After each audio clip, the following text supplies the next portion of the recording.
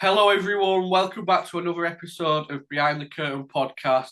Joining me on this episode is drummer of legendary Manchester band Happy Mondays, Gaz Whelan. How are you doing, Gaz? I'm doing okay, yeah. I've not been called a drummer for a long time. You've got your solo stuff now, though, haven't you? Yeah, but so I never think about drums. I never play them. It's funny when I turned up for the first gig, the guy who does my drums said, "You bring your sticks with you?" And I went, "What sticks?" I said, "The sticks I've got are there." And he said, "What, you know, I've been practicing." So I've not picked a stick up since the last gig in Australia, and I don't play. I just play when I play. I never, yeah, it's not really my thing.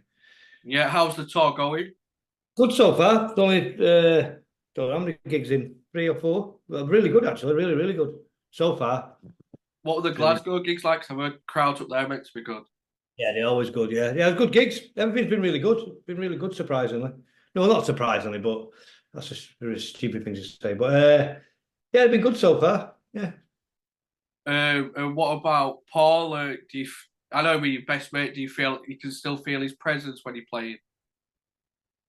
yeah. Not when you're actually playing. Well, you sometimes, but because you kind of just caught up in playing and being busy and working. But usually before and afterwards, when I mean, Mark had a moment with me before we were at Glasgow saying he's been dreaming about him a lot. So yeah, you have kind of moments, but not really on stage. No, What maybe if you do, I can't remember. Can't really remember what goes on stage. On the stage, you just in the minute, in the moment. What's the relationships like in the band nowadays? Are they all right or still a bit? Yeah, everyone just does their own thing. Yeah, but yeah, everyone gets on fine. Yeah, yeah. We all travel a gig. Bez arrives separate because he doesn't have to be at sound checks or anything. Uh, it's fine. We don't see Sean. He turns up literally 5 minutes before the gig starts backstage, does a gig, and then leaves before the end. So I don't see him. I have no relationship with him, so I don't see Sean at all. But all of us, yeah, everyone just gets on with the stuff. Yeah, yeah, Speaking of Paul, it was a big shock when he died a couple of years ago. But I saw with the other musicians, like in the music community, we all spoke very highly of him and gave like sent the condolences. yeah. Everyone does that posthumously, don't they? Though, but most people I've seen doing it are genuine with mates of his. You know what I mean? So yeah, it's a shame. I don't think he ever thought it was appreciated. It's a shame he didn't get to see it or hear it, or maybe he does. But you know what I mean? So it's a bit of a shame it always comes posthumously. All this. But still, yeah, it shows how much he was liked, and he Yeah, was. He was. yeah, he was a great musician as well, wasn't Yeah, his bass lines are very original, really catchy, and he was kind of the leader of the band early on. And all the songs revolved around the bass line. That was a job everyone wanted. Everyone wanted to be the bass player. That was a job in the well, not probably not like playing guitar, but yeah, he was always a kind of leader. It was his band. It was his band. He set it up, he started it and everything. So it was his band. he? Yeah, I know you were in the Paul Ryder Tapes podcast, but did you watch it back after it'd been recorded? No, I don't watch any of him stuff with me on. No, I don't watch. I don't even listen to our music. In fact, I don't even listen. I've only just got used to listening to my solo stuff now because we've just got nearly finished the first album just to check over stuff. But I rarely listen back because you know what you're gonna read about. You got to rehearse them. You got to play. You kind of get sick of them. But no, I never listen to them. No, and when you listen back to the old stuff, you always want to change things, which is not a good idea because it is what it is and it's how it should be at the moment it was recorded. But so no, I don't really know. Not when people that listen to my own music. I saw the comments on some of the videos, and your mum and Sean and Paul's mum, people are saying they should start their own TV program together. Yeah, I don't. Yeah, yeah. I think my mum would be up for it. My mum would definitely be. I'm not sure, but maybe Lindy would. I don't know. Yeah, yeah, yeah. Yeah, they've kind of struck a chord, haven't they? People like him just because they're really normal. I think. Yeah, yeah. So what's a day on tour like for you now then? Well, it'll change this week. It's different. Last week we was in Glasgow for 3 days, so we travelled up in a small vehicle, stayed at a hotel. But this week we pick a tour bus up. Glasgow again, Glasgow, Nottingham. I'm not sure where we go. I have no idea where we go because you do every day. We do a run of 3 or 4 shows, so you look at them each week. Like people say, what day you playing Liverpool or Manchester? I've got no idea. You just do it each as it comes. You can't. So I think we're in Glasgow on Thursday, Newcastle Friday, Cardiff Saturday, Bristol Sunday. Christ, I remembered. I never usually remember. So then they'll be on a tour bus. So we'll do the gig in Glasgow. Uh, We'll get up there, we'll do a sound check, we'll eat there, and we'll probably get back on the bus because you have bunks, beds, have a sleep or something, wake up an hour and a half, an hour before the gig, an hour before the gig, get ready, go and do the gig. Some will stay up drinking and partying, like they have done the last couple of nights. I've still got jet lag, so I'm not really. I mean, I went to see Liam and John Squire on Wednesday night in Scotland. Was And I that drank good? two. Yeah, it was all right. Yeah, it was okay. It was weird because yeah, it was okay. I heard it were a bit expensive and they didn't do like that much Bit of a what? set. I heard it were quite expensive when they only did a short set. Oh, I don't know. I was lucky to get on the list. I didn't, but it was all right. I mean, it was yeah, it just wasn't very loud where I were. But after the hotel, I got to speak to. I didn't realise Little Barry was playing bass with him. He was that guitarist, and he was lovely. So it was good to. I've spoke to. I know Little Barry loads of times. It was good to actually sit and have a drink with him. But yeah, so I mean, usually after the gig, sometimes get back on the bus. Some people stay in the dressing room for a couple of hours. Some go back. Me and Paul used to head back. Sometimes it depends. I'm not. Some people like loads of people in the dressing room before and after the gig. Some people like no one before, no one afterwards. And it's just the way it is. I'm of the ilk, and so is Paul, that we like people in the dressing room. Then an hour before the gig, quiet, just to, and then I like half an hour afterwards, quiet. But you can't do that because people come to see you and all that, so you got to see them. But so I do all that, see people have a couple of drinks, and then I'll go and have an early one. I can't do late nights anymore. So I do now and again, but I'm not good. I like drinking too much. So if I drink too much the day after, I don't get so much hangovers. I just get really dark depression. So that's why I try not to drink as much. Well, Mark Day does it all the time, and he wakes up fresh as paint every day. I don't know how he does it. You mentioned their drinking and stuff. When you're drinking, do you play different than when you're sober? Do a drink when I'm playing a gig. Yeah, like if you drunk, like the day playing a gig, do you play different to if you were sober? Oh yeah. I have sometimes I've done gigs when drums is probably I can't. I'm not great playing guitar when I'm pissed. Yeah, well, playing drums is not great when you get too pissed because your timing goes all over the place. But a couple, usually I just have one or two glasses of red wine before you go on. Maybe one drink's good before you go on. One or two just to loosen you up in it, and then any more than that, then have a drink afterwards, or sometimes have one during. But it depends. But yeah, you can't really get too pissed because you just can't. But I can anyway. I used to. Do you get nervous going on stage? Not playing drums no. At the back, aren't I? So I never get no. I don't even think about it. What Never about when crosses you it. play? What about when you play solo? Yeah, the play solo I do sometimes because if you're at the front, people are looking at you. I'm not comfortable with people looking at me.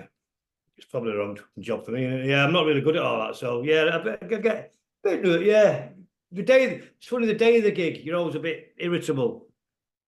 I remember Paul Weller saying something like, "It's the moment he gets up in the morning to the gig at night, even still now, he's a little bit short tempered, so you get a little bit, yeah, because you know what's coming. But once you Yeah. start, literally, once you start, everything's fine. Have you got a favourite gig over the years that stands out to you? Ellen Road was pretty special. I always remember that one. Leeds, Ellen Road, that was good or not? So was that What was that day? I'm a Leeds fan, so what was that day like?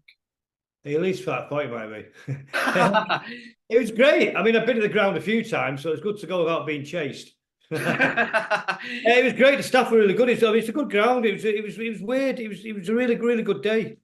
It's one of them good grounds that as you come off the motorway, you can see it. You know what I mean? So then the nerves get going. It's just a really good day. I don't know why Ellen Road was chosen. I can't remember why. I think we had a number of options. I think that was the nearest. I don't know why Ellen Road. I've got a question here. What's your weirdest fan encounter over the years? You know what? Both are okay. I tell you what you get. You get people that they usually say people come to usually want to give you drugs. I don't want them. But in Ireland once, the guy saying, "Oh, I've got you some." I said, like, that was 20 years ago. We're all old men now. He was going to have some drugs. I said, "No, I don't want it." Oh, I dropped this. It's usually that, and you notice when you're out, people expect if you're out and you like say loads you're going for a meal or something, it's people you don't know. You can always tell the person they're always quiet, and we've had a few drinks and come over there. I usually get the usual one is that you've done some drugs in your time, haven't you? And I go, no, not really. You've probably done more than me. No, not really. I mean, there'll be moments. Hang on, so much fun. Let's take it to the room. My mum's just come in. All right, no worries, yeah. So the room. Yes, I usually get that, and I say, well, no, I was no angel. There'd be moments, but no, not really. And they don't believe you. The usual one is, must be tough coming off heroin. No, I've never tried heroin in my life. Never taken it. Oh, you have. That's what you have. Yeah, you have. Like you won't remember. Yeah, but like I haven't. You get people just decide what they. And so when people have had a drink, so you just leave it to it. What about Glastonbury in 1990? That sounded like a pretty mental weekend. I just met my wife then, so it was yeah. I mean, we arrived and the front of the bus was all smashed, the windows. So the press thought it was us. It wasn't. The driver had reversed, gone forward and hit a tree branch. But of course, that started it. Everyone thought, And we had loads of people there who had come down to see us, and they all got on the bus. It was a mad gig. I mean, we've probably heavily sedated, but it was pretty nuts. And then my Andy Rourke, who's a bass player in Smiths, who just sadly died last year. I just met him in the Hacienda a month earlier, and his new wife, this girl called Maxine, they just got married, and her sister had come over who was living in Italy, and he said, "Oh, well, we'll bring my sister down." I'd met her a couple of days before, who's now my wife. And I went, "Okay." So he said, "We're driving down, and we're going to leave afterwards." So I left with them a couple of hours after, so I didn't stay all night. But I remember going down to the luggage trunk, they have the luggage thing under you in a coach, and sort of like where your luggage is underneath. And they opened it, and there was people in there. It was like a Caligula orgy. Opened it, it was like, can I just get me bag? Can I get my bag? And moving people out of the way. That was quite funny. You just mentioned there the press on about with the smashed windows. What were the British press like over the years with the band? They decide what they. At the time when we were starting in the 80s, it was weird because we had first places we got an audience. We had an audience before Manchester. Us and the Stone Roses couldn't get arrested in Manchester. The music press in Manchester, the radio, everyone hated us. We hated us and the Stone Roses. They loved all the jingly jangly bands, all those stuff. They hated us and the Roses. Thought we were both trouble. The first place we had the audience was Blackburn, Leeds, and London. They're the first three places. London, so in London, all the press were, and in them days, all bands dressed like they used to wear long coats, winkle pickers, and spiky hair, and it was all that kind of. Everyone looked like that. So, but we stood up. They just thought we were a load of. So they like council estate thugs from this. The irony is none of us lived on the council estate. We lived in the suburbs of Salford and Manchester. I mean, I was born. A couple of us might be born in them, but which is no big deal. But I'm just saying that's what they thought we were from the roughest. Estates in Manchester, they couldn't be further from the truth. And I mean, we had friends who hung around them. We hung around them places. We knew them places, but we weren't, that impression. And we were criminals, and we were drug dealers, and we were burglars. And none of it was true. But you kind of just go with it because you're getting more press and you get so you just have a laugh with it. And then Tony Wilson loved all that, so he just played with it, kind of thing. Yeah, he used it as a tool and really used it to use it, but it was quite funny. But yeah, and I remember when we was in Barbados, and the press came over from you remember the Daily Telegraph came over at one point, and I'd done my drums and my girlfriend and then my wife Vanessa had come over, and we went to rent a little property in the middle to get away from all the chaos for a while, and I was just having a spliff, reading. For the day, smoking local herb and reading. And they said they ought to come around and interview. So they did, they turned up. And said, "What are you doing?" So I was outside, they turned up and said, "Well, we thought you'd have they come to the house, it'd all be trashed and parties." And I'm like, "Why? What do you think? Get out of the 60s, it's like proper Hollywood stuff." And they said, "What are you reading?" I said, "Robert Graves, I, Claudius." And they went, "Reading I, Claudius?" And one of them actually said to me, "What, you can read?" As soon as he said it, he regretted. He didn't mean, he didn't mean it. He kind of thought. I went, "Of course, can you think, well, are all the juvenile delinquents?" And one of them went, "Well, yeah." We just started laughing. You know what I mean? No one ever started talking to me about books uh, and even poetry and stuff. And I was poetry, and he was like, "Oh, really?" So I said, "Yeah." And he was, and I said, like, he said, "Yeah, but you know, but like Bess." I said, "Well, Bess is actually quite well read. I mean, because we all see him, he's off his nut, and he's like, but he's actually quite well read, you know." But it's just that, and it doesn't bother you. But now I'm older.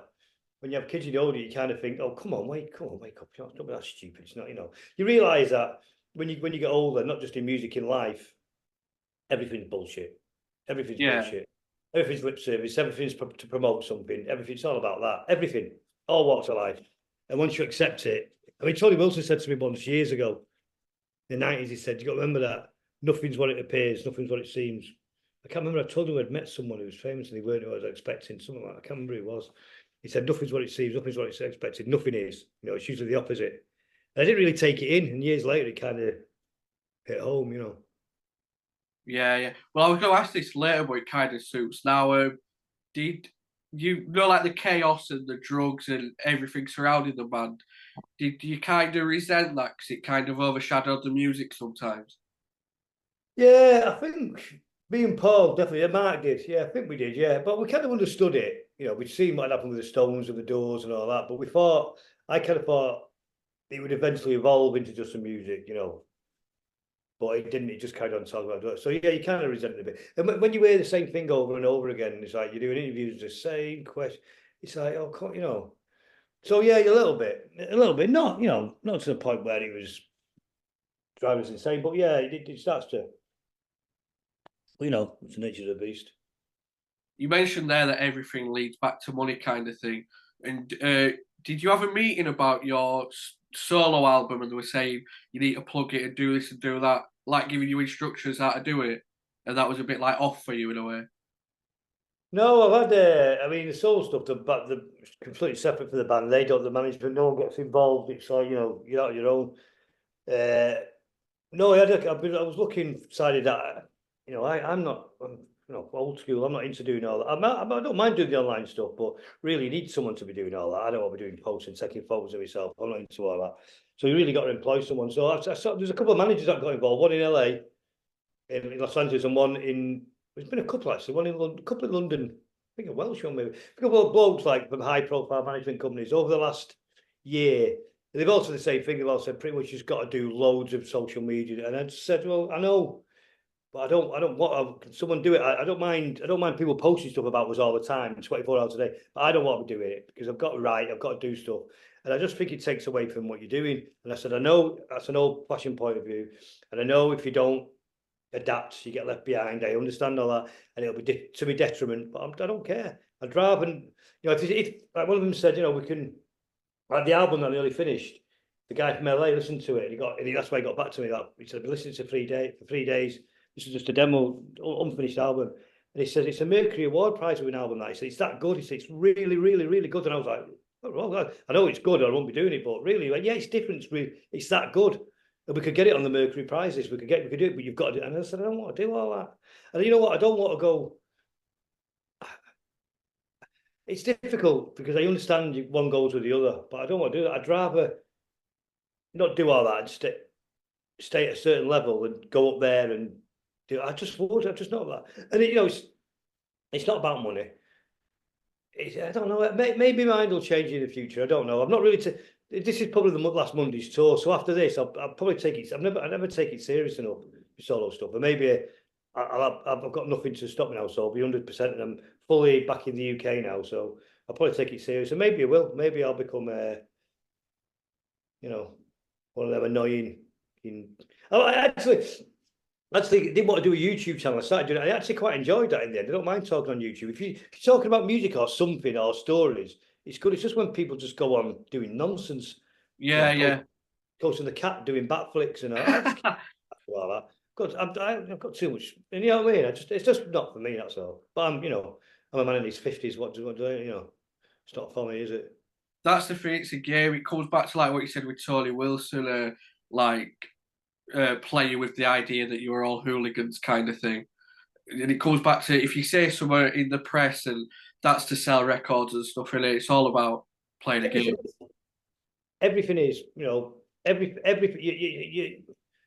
everyone is, it's like, oh, it's hard to, I can't think of any off the top of my head, maybe the Neil Young thing a couple of years ago with Joni Mitchell, but everyone's does something. It's always, and then you be like, oh, they've got a book coming out, or they got it's I think it's something to talk about mental health. I've had depression and OCD all my life, and it's a nightmare. But you hear them saying, I was so down, I nearly thought about, doing this and that. And it's like, and then they've got an album coming out. But then at the same time, when you've got an album out, you're doing press, so you're going to get asked questions. So it's a tough one. But, everything's, there's an agenda with everything. Everything's just lip service and an agenda. But, and that, don't walk me down the rabbit hole with me. But once you've got to accept it and get on with it, you're not going to change it. So just get on and do it. I probably will do more social media. I'm just not, I'm just, I'm just not that way inclined. I still use checkbooks and cash. Well, I've got to go on my accounts in a bit. I've had to set up an online banking account. I don't want to do it, but I've got to do it. You've got. There's that famous quote by Charles Darwin. Everyone says, it's a survival of the fittest, and he never actually said that. That's another misquote, another myth. He never said that at all. He never said it's survival of the fittest. He said it's the survival of those who adapt. If you fail to adapt, it's got nothing to do with the fittest. Another quote. That's a load of nonsense. So and that's true. So no, I've got to adapt to it, but I don't know. I don't know how far I could do that. Twitter, I don't mind. Yeah. More about football on there, and but that's I got pushed to do that 10 years ago on the Mondays one because no one would do it. So that's why I got used to Twitter because I just thought, oh, I'll do it. And I got used to doing that. And YouTube channel, I'll probably just stick with them two things. I won't do anything else. Yeah. How is the solo album? What can you tell us about that? I'll send you some stuff when it's done. It's quite a mixed bag of stuff. Got a couple of Rowetta sings on one. Got Paul Ryder playing bass on one. If you use your email, I'll send you a couple of tracks. All right, cheers. Yeah, I heard a bit of that. Is it Something's Got to Change? Oh, that's the new one. We've got to finish. We've got to do that. That's the last one we've got to finish recording, which won't take long. Yeah, That was good though so far. yeah, it's a bit of but that was like a late edition. We just wrote that at Christmas when we was away, so we just said in that. Yeah. I'll definitely send my email after this. Okay. What about just back to the shows, like memorable shows? What about Rio and hanging out with Ronnie Biggs? Rio was only there about 3 days. I didn't really enjoy Rio that much. It was a bit a long flight and drinking all the time. I think it was a bit rough for a few days. Meeting Ronnie Biggs was quite nice. He was actually he was a gentleman. He had an arsenal. He had loads of books on Shakespeare. He just loved everything English because he obviously couldn't come back. So he just he had loads of English books around. And we spoke about the Sex Pistols. He was lovely actually. We was only there a couple of hours, but it was nice. It was nice. It was weird because I'd been up a Sex Pistols fan and seen him with a great rock and roll swindler like that. It's quite interesting. But yeah, we had to travel across Rio to see him. I remember that day. Yeah, it was all right. I remember we did the gig and he'd signed my tracksuit bottoms. It was raining and the rain was erasing his signature on my tracksuit bottoms. Did he speak much about the robbery or did he not mention it? I don't think he mentioned it to him. I can't remember. We had a few drinks. I don't think he mentioned it. Was he a fan of... I think we might have asked him about when he escaped from prison. I think he might have, but I can't remember. You know what? I just can't remember, to be honest with you. Was he a fan of the band, though? No. He just liked English people visiting. So loads of bands go. They had to take him loads of English PG tips and stuff and Marmite and stuff. That was his payoff. Was that another sell by the press? Did Piers Morgan organise that somewhere? Yeah, it was the son that organised that. Well, I mean, it wouldn't have anything to do with him these days. So, I was probably a bit naive back then. But yeah, Piers Morgan, yeah, they were a bit. I remember him sitting next to me on the bus. Piers Morgan saying something, so asking me about the band, and he went, "No. What about the some scandal?" And I went, "Oh, fuck off." He's just a bit of a knob then. Yeah, I don't like him. No, and then on the plane back, I remember we could pay for our festival. We were upstairs in first class, and we came. And they were up there in another part of first class. They kept running down with the champagne. All these Sun reporters going, to people. Just do it. Just being that, I don't like. I mean, like I was saying the other day about when we're talking about things about everything's binary now. You can't say this, you can't say that. Everything's black and white. And if you agree with someone, that means you agree with every single thing they say. It's nonsense. You have friends, and I have friends that you agree with some things they say. You don't agree with everything you say. Piers Morgan's an example. I disagree with 80% of what he says, but some things he says, I go, actually, I agree with that. That's life. Nothing's black and white. You agree with some things, you don't agree with all things. But people believe these days that if you agree with someone or disagree, that's it.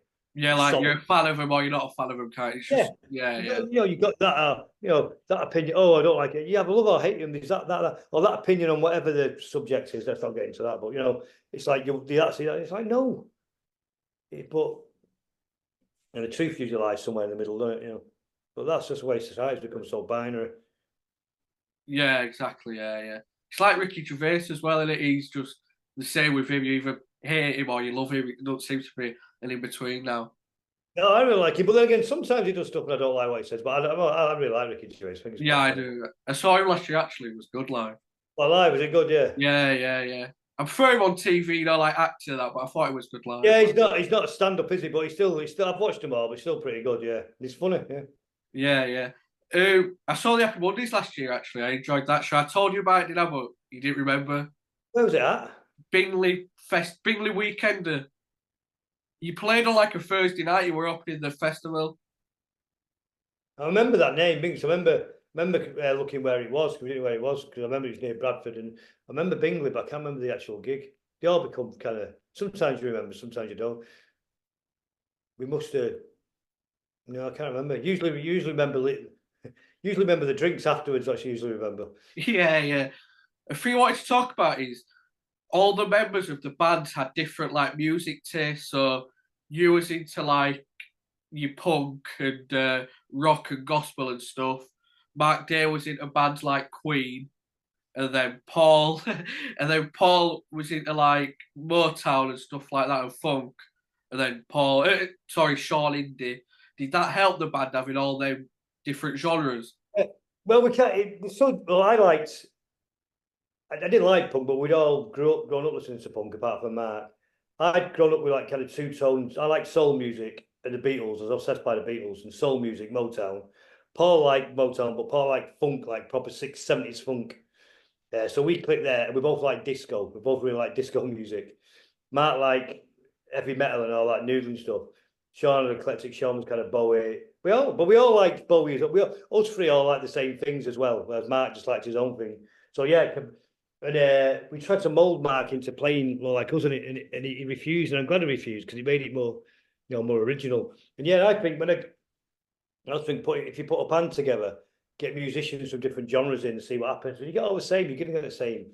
I think that's exactly what it should be. Like the solo album I'm doing now, I'm trying to make it like someone's record collection. So there's all the different types of music in there. I just think that sort of band should be. And when you've got people with different genres, create something different. It's like if you decide to do a cover version for a different genre of music. If you do a cover version of a band that's similar to you, you're just going to sound like a shit version of them. Yeah, yeah. Do a cover of ABBA, or do a cover of a jazz song, or do a cover of something completely random, different. Well, it's like Boys Back in Town when you covered that. That was different, wasn't it? Yeah, I think that was Sean's idea. I think Sean and Paul were into Thin Lizzy a bit before my time, so they're a lot older than me. A bit before they were into that kind of stuff. I didn't even know the song before. You nearly had a different career, didn't you? Were you a good footballer when you were younger? Yeah, but so many weren't there? Lots of people. You don't think you'd have made it? You had an I injury. had the ability to make it, but I didn't have the. When I got to, I had an accident in my arm when I was 11, so for a few years, I had a bad attitude, and I was just cocky. I just thought I was sort of too mouthy. I was quite loud and mouthy. I mean, people say I'm quiet these days, and I was, but I was a bit too mouthy and hyper, a bit cocky, and I didn't put enough. The usual one. I was too arrogant and didn't put enough time into it.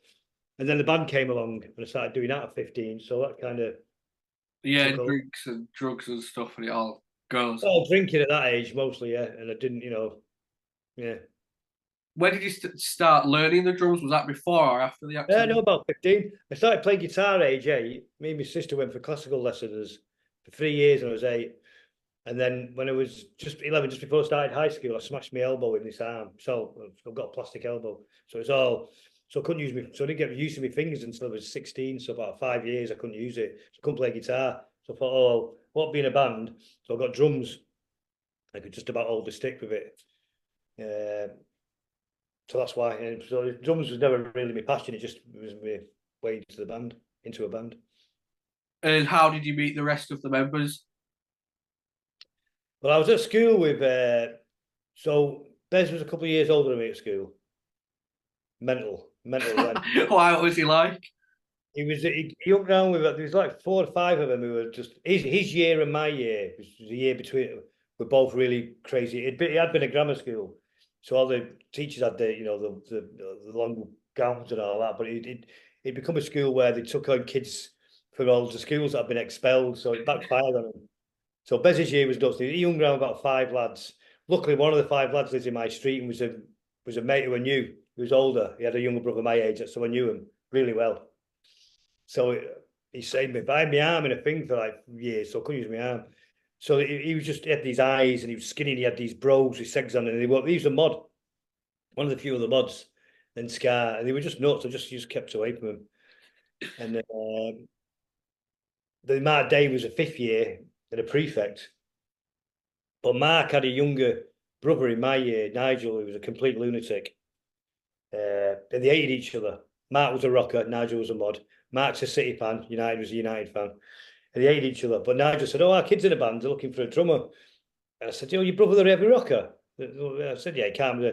And then in my class was a girl called Bev. Beverly had grown up in an army base in Germany and she'd come over. And her older sister was just getting married to Sean that year when I was 15. So he said, "Oh, he's in a band. You want a drummer?" I was like, "Can't be the same band." No, it was. So it's kind of into it because of Bev, the girl in my class, her older sister, was just about to get married to Sean. So as I joined the band at 15, Sean was getting married. Went to his wedding a few months later. How important was Derek Ryder to the band, especially in those early days?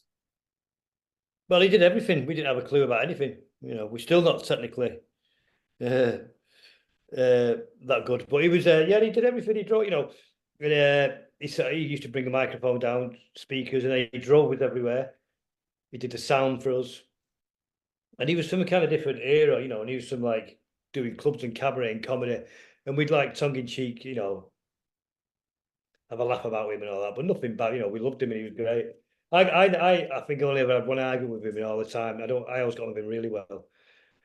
He was really, but if it wasn't for him, we wouldn't have achieved anything. Paul got on with him really well. Sean and Derek didn't get on too well. I think there was a clash there. Maybe they were similar. They didn't get on too well. But it must have been hard for them to have their dad around all the time, Yeah, yeah. But and he died at long, I think motor neuron disease or something. But I went to say thank you. My mum used to go to Linda's on, and he was there. And I went and said thanks to him and all that. And he was good, and we had a good cry and all that. And he was a top man. I loved him. He was great. Yeah, yeah. What do you remember playing the Hacienda Battle of the Bands? Yeah, we did that. That was, but it's all again like everything. It's all fixed and set up. So we had Phil Sachs as our new manager. His best friend was Mike Pickering, who put the bands on. So he got us on. But it was a bizarre night. There was a poet dressed as Paddington Bear. There was a Czechoslovakian guy doing Eastern European folk music and post-Soviet poetry or something. I can't remember. It was something bizarre. It was constantly chain smoking. It was just weird. And then I think we come, and there was some. It was like a mix of some. What's it? You can't say midgets these days, can you? What can you say? Vertically challenged. You can't Dwarf say or dwarfs, yeah. dwarf, yeah. I know you can't say fuck all, can you? And they were doing some sort of acrobat, and they were actually quite funny. It was good, but I think we finished below them, proper Spinal Tap. It was near Christmas, and I think they were busy. I know that sounds familiar. So we got the slot, and then Mark had a mad nosebleed. He had sinus issues, so we couldn't do it in the end. So Pick said, "Oh, we just put you through anyway." And I think Rob Gritton, I think came to see us next time he was managing New Order and said, they're not great, but they're interested. We'll put them. So we did a couple of gigs in New Order, and then we said, "Oh." I think Tony said, "Oh, just Tony Wilson wasn't that interested at first," and they said, "Oh, just give him a single, do a single." And then after a couple of singles, he started to see something, Tony, and then that's when he started championing us. Through that though, you released the 45 EP. What was it like having your own music out there? In fact, we might pick produce that. We did it in Bury. It was great. It was just we were pretty happy once that was done. but we didn't like. There's this song I can't remember. Delightful was a song that we didn't want to release. It was too poppy. It was Oasis I liked. There's a couple of others dark ones, but they said no, good for the pop one, which was a mistake. And then when Tony heard it, Tony was like, it just sounds like loads of other bands that are around. It doesn't sound like them. So, then he heard Oasis and the Egg, and he's like, oh yeah, I like that. That's more like it. Can't remember what the second single was after that. It's a Tart maybe. That's when I think he started liking it. Was it? I don't know. My next question is, what was your relationship like with Tony and Factory over the years? I know it didn't end brilliantly, but Well, they didn't. The Factory didn't like us. They're suspicious of us. Tony did. Tony and Mike Pickering did, and Tracy, who worked on reception, she who runs it. She really liked us. Tracy D. She really liked us. Tracy Donnelly. And Tony did, and Mike Pick. But everybody else who just looked at us with suspicion. They just didn't like us. We thought, again, they just believed the hype and thought, they're going to load of, to use a Scouse word, scallies, and we were. I mean, we kind of was, but not like the real ones. You know what I mean? We had our moments, but not really. We wanted to do music and all that. And it was, yeah. So they kind of I think they just didn't trust us. But Tony was adamant he'd seen something. how come you got, well, the Happy Mondays got blamed for them going bankrupt? Factory? It's just convenient, weren't it? So what happened was we'd gone to Barbados, which didn't cost more than recording anywhere else because the studio was cheap, flights were cheap, holidays. So it probably did cost a little bit more if we did it in Manchester, but it wasn't that expensive. It ended up being a little bit more expensive, but it wasn't ridiculous. But we were pushing to doing an album. So I think New Order hadn't done an album. So us and New Order were supporting the label with money. Certainly New Order had been for all the other bands had signed, but they needed an album, and New Order just finished one, and we weren't ready. So we was pushed into doing it to circulate some money, and it took a lot of time and took more money than it should have done. But that had nothing to do. It was years later, and then when they actually went bankrupt and filed, they owed us a lot of money, a lot. Yeah, I heard that. Yeah, in the hundreds and hundreds of thousands, a lot. 800 grand on it.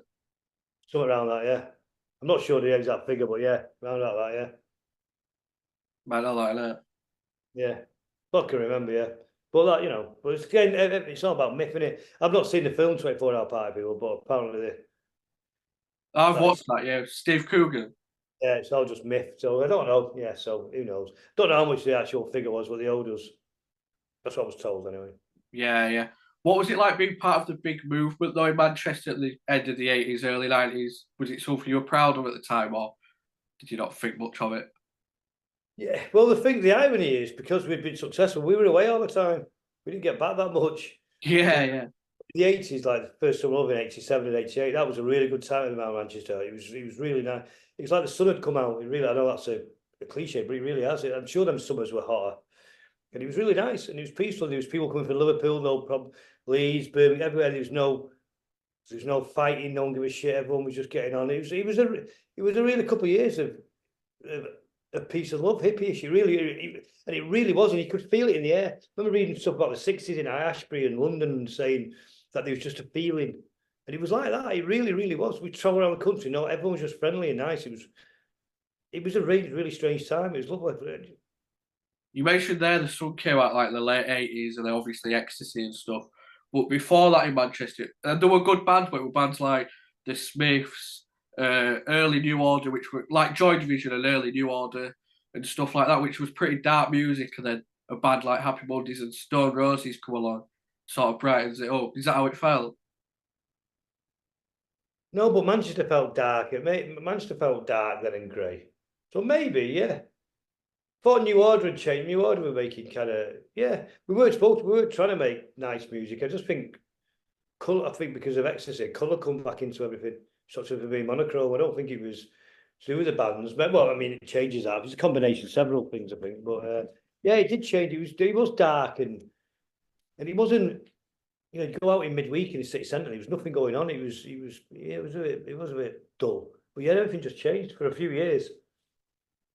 From like the 60s in British music, obviously had Beatlemania 60s, punk 70s, Manchester movement in the 80s and the rave culture, and then Britpop 90s.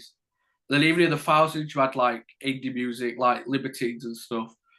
And since then, we haven't had a big music movement over here. Do you think it'll ever happen again out like that? You know what? Times have changed. I don't think. I hope so, but I don't. I just think everything's gone beyond that now. I think it's hard for anyone to be outspoken, everyone to have an opinion, anyone to do anything different.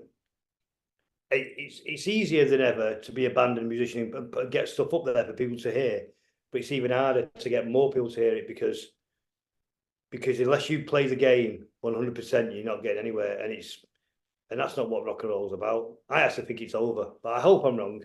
I really hope I'm wrong, and something does come along. But I think it's hard as well. I mean, the rock and roll's been around 60, 70 years. I just see when I just see a band of bass, drums, guitar, vocalists, it's like, what are you going to do different? It's all been done. It's kind of hard. It's good. I mean, hopefully someone will come and surprise us, but the attitude thing's been done loads of times. That's boring. The singing with attitude, the angry stuff's been done loads of times. The being really nice has been done loads now. So I don't know. Hopefully it will. It'll spring out of something. I mean, the thing is, when we're going through times like we're going through at the moment, which are pretty bad economically for most people, something does. The world's in turmoil at the moment. Usually music comes out of it, but I don't think that kind of music's allowed anymore. No, like I say, you've got sorry, you've got to follow the rules and that, haven't you? You come out and speak out about against anything. It's like if Bob Dylan was around now or John Lennon and stuff, they'd be called tinfoil hatters. They'd be ostracised. Imagine if he said that Jesus thing now. Pardon? Imagine if he said that the Beatles are bigger Oh, than Jesus now. well, yeah, but if you said something like, if you said something like, oh, bigger than government or something, if you go against the narrative, you're finished. It's really frightening how everything's been so. Let's not get into that, but I think it's going to be really difficult. But hopefully it will. Well, maybe it'll come from something different. I just think that the old bands of the drummer, bass, guitar. I think that's kind of been done. I'd be interested to find anything different. Or maybe it needs to be an electro-acoustic movement, or punk reggae. So I don't know something, but it's got to be something different. But that's going to be hard. Yeah. And I find it's a bit disappointing, really. A lot of young bands are not interested in doing that. They just, the amount of times, especially in Manchester, I go out and see young bands, and every frontman's trying to be Liam Gallagher. They've got attitude. They sound like a way. Don't sound like a way. Sound like yourself. Do your own thing. Do something different. Yeah. I find that really, really weird. How, but they'll get far further doing that and more attention. Whereas, it's hard, isn't it? But well, maybe they will. Maybe they will. Yeah, it's like if you're unique, they don't want to know it. The bigger people. So what? Say again. If like your music's unique, they don't want to know, do they? They never did. It's always harder, but I think it's you got to be. Someone's gonna have to be really clever these days to get past the censors. Yeah. And maybe they are. Maybe there is someone, And also, it's become much more middle class music than it used to be. I used to. It's just. I hope I'm wrong. I hope I'm wrong. I hope someone does come along and change it, but I don't know. Let's see. You've worked with a lot of big producers, Martin Hannett, John Cale, Chris and Tina from Talking Heads. Who was your favourite to work with? And Paul Oakenfold. All of them are great. I like all of them. All of them are really nice. Didn't really hit it off with John Cale, none of us, but there's no surprising. But he was okay. But the others they all loved. But like Oakenfold's just a sweetheart. He's lovely. He taught us so much. Yeah. But Martin Hannett, me and Paul Ryder just got on with him from the off because Martin was a bass player. And we just got on. We had some great times. He was wonderful. Just a lunatic, complete one off. He always used to always call him like the English Phil Spector. Completely nuts, mad, but brilliant. But loved him, absolutely loved him. Really loved Martin. He was ace. Was it hard to get hold of him because he'd fallen out with Factory a few years before, Ali? Yeah, they must have tracked him down. He's living in Charlton, which is a bit of a new agey part of Manchester. It's like a trendy part of Manchester. And we had to, like I said, we had to go and pick him up, take him to the studio the first time, me and Paul. And his only request was, I can't do his voice. He was just, I don't want a red Ford because I hate red Ford cars. So me and Paul went to hire Salford Van Hire, car hire, and said, we want a red Ford. We got a red Ford. We turned up at his house. He was outside smoking. He just went, you pair of bastards. We're going to get on fine. You know, we got to get on. We did. You know. Then we arrived at this place in Bridlington, North Yorkshire.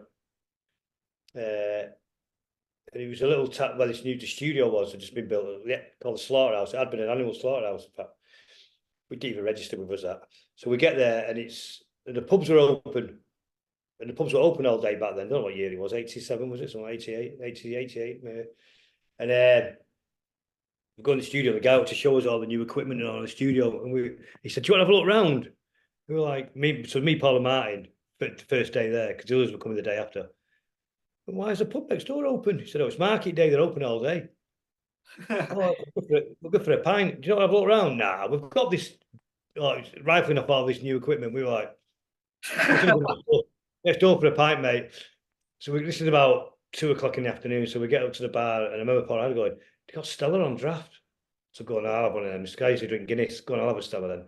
Martin hadn't drank for 4 years, and he went, "Go on, then I'll have one." That was 2 in the afternoon. The others arrived about midnight, and we were still in there. No, it was brilliant, and that's what we did every day. We went in there for breakfast, just drank all day, and then we had a room at the back of the studio. It was a little room where we had a little blaster with a cassette in of a Mike Pickering of these Hacienda mixes just over and over, and that was on. There was a load of cassettes that was on 24 hours a day for 3 or 4 weeks. We were there; it never turned off. We had different bedrooms, different place. People go in there and just people come up from Manchester and there's old towns, all these people doing ecstasy. So Bummed was really the ecstasy album, not Pills and Frills. Bummed was the ecstasy album. You know, it doesn't sound like it. And it was a really good time. Everyone was getting on still. Everyone was laughing. It was really Bummed was probably my favourite recordings. It was a really good time up there. We had a really, really good time. Is Bummed your favourite album? Happy Mondays album? No, listen. No, Yes Please is probably my favourite Money's album. Money Barbados. Yeah. That's his favourite album as well. Mark's favourite album. PD's favourite album. Rowetta's favourite album. Paul Ryder's favourite album. What about Sean? No, he don't like it. He don't like it, no. Which I think is quite strange because I think he's just some of his best lyrics on there. I think some of his best stuff's on there, personally. But he doesn't like it, no. What about playing Top of the Pops in 1989 with Stone Roses? Do you remember that day? Or was it 1990? No, it's end of 89, I think it was. I think it was like November, December 89, was it? I think it might be 89. Anyway, that was a great day. I was talking to Ian Brown about this recently because we arrived. Top of the Pops was a big deal for kids of our generation. It was like the only show, you know. I mean, it was the only one. So I was really nervous. Probably more nervous doing that than anything I'd ever done. We'd all gone to this place called Richard Crem. Had this. He was a giant. He had this some disease. He was like 7'2", and he had this clothes shop in Bridge Street in Manchester called Richard Crem's, and it was outrageously expensive haute couture clothing. I mean, really, out of anyone's, you know, really, really expensive. I think Tony shopped there a couple of times. He said, "Oh, come on, I'll kick you out." So we went in there for Top of the Pops, and we got some clothes. I got this black John Paul Gaultier with a red and white stripe, red and cream stripe down the side, and round collar. So I'll have that. And Richard Crem, we used to call him Dick Cream. We used to really piss him off. So we go down to the Top of the Pops, and as we arrive, the Roses are doing their rehearsal. You do about 6 to get the camera angles. And I walk in, and Ian's got the same top as me on, but red, exactly the same. I walk in, and he just points at me, and I point, and we just burst out laughing. They finished, let's go to the bar. And we didn't really know him. We knew Manny a little bit because Manny was from our side of town, and we'd seen him in the Hacienda. And I knew Ian a little bit, but we didn't really know him that well. They were kept separate around Manchester doing stuff. So we got in the bar, and we got on like a house on fire. Got on really, really well. Had a good drinking all day. And we just we're disappointed in the BBC bar because I thought it was going to be like Roman soldiers and people, you know, German soldiers and people, you know, cowboys and Indians and all that, you know, all different, you know, people in Victorian clothes and all, you know, pirates and Vikings and all that, you know. And it wasn't. It was just the staff. It was boring. But beer was cheap, so we just drank all day. And then we said we're doing a couple of it, and they were. You could see the staff were being really snobby between us and the Roses. We weren't the usual kind of bands they had on. And me and Manny, I think it might be me and Ian we talked about. But me and Manny said, let's swap. You go on drums and I'll go on bass. And we did it. And I remember, I don't think John Squire was too happy about it. And Paul Ryder wasn't too happy about it. He was like, oh, no. And he said, no, fuck him. So he'll show me. So we did it. We walked on. I went to pick his bass up, and the stage manager got on it straight away. And he went, don't take the piss. And he said, you do that again, and you two will never be on this program ever again. You'll never work in this town again, he actually said. I went, oh, okay. Top of the pops, didn't want to mess it up, so we changed it. But I literally got to be, I remember just got my hand on his bass. He was like, hey, no. You know, it's like, that'd have been brilliant. We should have done that. Was that when you did Hallelujah? Yeah, I think so. Yeah. Is it all mimed, all of it? Yeah, it's all mine, Top of the Pops, yeah. How many times did you play Top of the Pops? I don't know. Did you get banned after that first one or something? Or you wanted to be banned? Yeah. Did Sean say something? Did it about, we've done it about 6, 7, 8 times, maybe. Did it quite a lot. Yeah. And I heard a story that he said something after that performance to someone, and they banned him, but then they let you back on a year later because you were that successful. No. Maybe, not that I knew about it. Possibly. Did you enjoy playing Top of the Pops then after the nerves and that? Did you enjoy it? Yeah, well, me and Ian went to see Tina Turner was doing a pre-record. I mean, she's in a cheesy 80s stage, but it doesn't matter. It's still Ike and Tina Turner. You know, we're all massive fans of Ike and Tina Turner. So we went to watch her. Me, Paul, and Ian Brown. But Paul went out for a cig and got lost. So it was just me and Ian Brown. She walked past and she was tiny. We were like, she walked past and Ian Brown went something like, yeah, yes, Tina. She turned around and went, oh, you English boys or something. He says he said something else. I'm sure that's what he said. But he to this day says he said something else. And we watched her. She was singing live, and it was just amazing. So that was the best. And we just like me and Ian Brown, just like, wow, just seen Tina Turner. After that, then when did the drugs and all that start coming in, like getting overboard, going overboard with the drugs and stuff? The other members. Listen, I had my moments. I was no angel, you know. I just never got. I was younger, so I could see. I got caught in the trap. I never took heroin. No, that's what I'm saying. They had bad addictions. That started creeping in a bit before that. I don't know. You know what? When you're in the eye of the storm, we don't really notice it. That started a little bit. When Paul started doing it, that's when it kind of started to. When there's two of them at it, that's when it started to deteriorate. And I think because he'd lost the grip of the band, be the leader. I think that's, and his marriage had broken up, and I think that's why he started doing it. Well, yeah, Ian Brown once said, funny enough, that when he saw John Squire one morning doing cocaine, he thought how's it come to this kind of thing? Is that how you felt with them two and the heroin? Yeah, but we all had that. Everyone, you know, I was drinking too much, smoking too much herb, you know, and everyone had kind of got their own friends doing their own thing, whatever drugs we were doing. There's a lot of coke about as well, but that didn't seem to stay around for very long. But yeah, I didn't know that about John Squire. Yeah, coke's a bad one because people just become arrogant, and yeah, I don't think. I mean, I don't. I mean, I still smoke herb. For me, depression, anxiety works for that. I still have a Guinness and a red wine. But that's it really. But yeah, you kind of go in denial and think, you know, we'll get through this. This has been around for a while. We'll get through it. But by the time we got to Barbados, we all knew it was over. This was last time, so that's why I think people just went for it. Was Barbados bad because they could get any heroin, or was it fine? There's no heroin. We'd gone there because there's no heroin. It was good. I actually had a good time there. Because the first week you do drums and bass, so we was in the studio the first week, but the madness was happening, so I didn't really. So we out. So and then my wife came over, girlfriend, and we just got off and rented somewhere else. But it was, you know, cars being smashed up, and he was a bit mental. And like I said, the funniest thing was I was in the studio, and someone said to me, "Come have a look at this." And outside the studio was a swimming pool raised up, and they'd made a crack den out of sunbeds. You know, piled up on this swimming pool, and all this smoke coming out and doing crack. And there was a big old crack there. That was what the problem was. Yeah. But yeah, for the most part, it was mental, but I had a good time. I enjoyed it. But we all knew that was kind of knew it was the end, so that was kind of what put a damper on it. Yeah. Was that your favourite place to record there out of all the places you've been? Yeah, I enjoyed it there. It was hot. I enjoyed it. LA, Capital Studios LA was good as well. I liked it there. No, there's a few in England. We did Peter Gabriel's place. Well, come up. We did Judge Fudge there. That was really good. There's a few. I like going to the big old mansions in England where you just stay residential. You do your, you're in the middle of nowhere. I like them kind of places. Did you split in '93? Did you? Did you have a meeting or something? And it was just a final straw for you, Mark, and PD. No, it was a fan store for everyone. There's all these myths going about what happened. It didn't really end like it all said it was. It just everyone just had enough. Paul was in and out of rehab. John was doing too much. We're all off doing our own thing, and it just the deal that fell through with London did help things. And I think I can't remember what the final straw was. It just kind of fizzled out. Really, I don't think there was one big.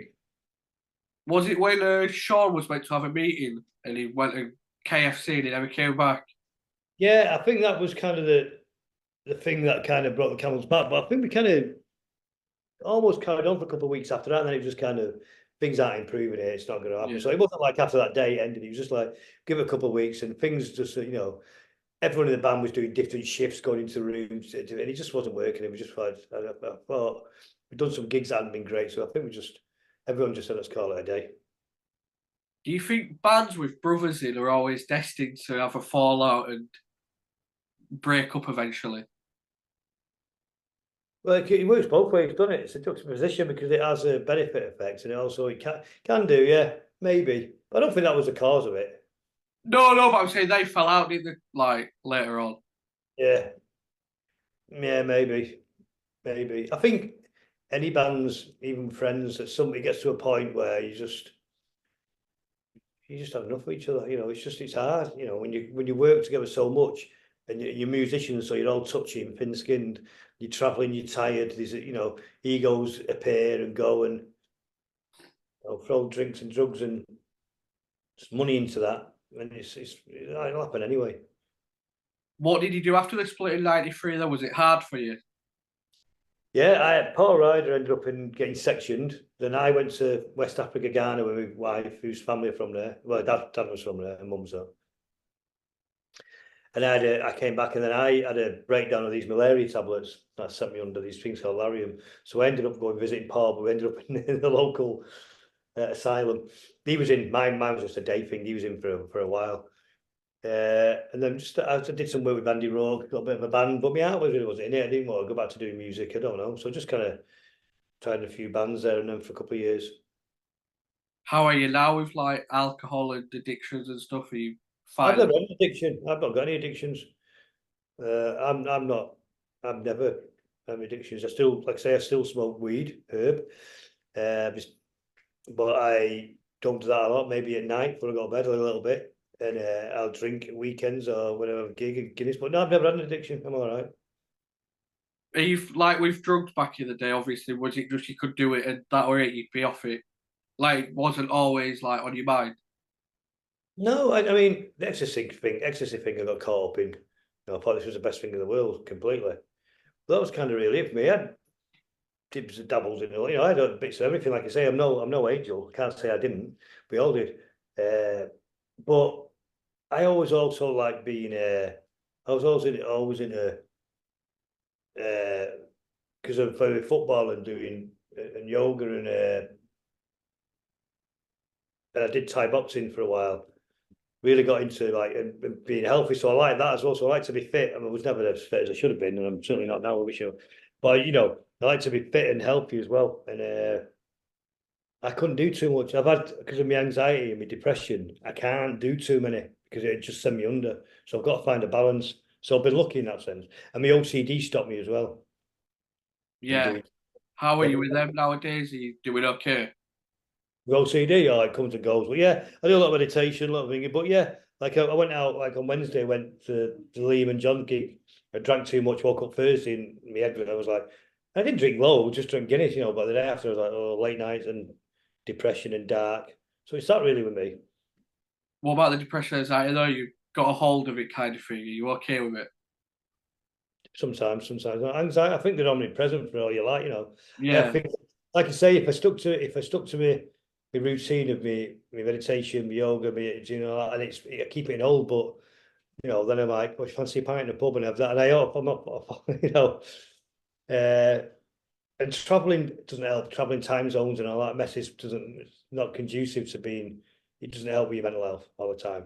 I was going to say, Like, I'm away from my family. I'm here. Family are abroad. I'm not going to see my wife and my eldest son for 2 or 3 months. So that doesn't help.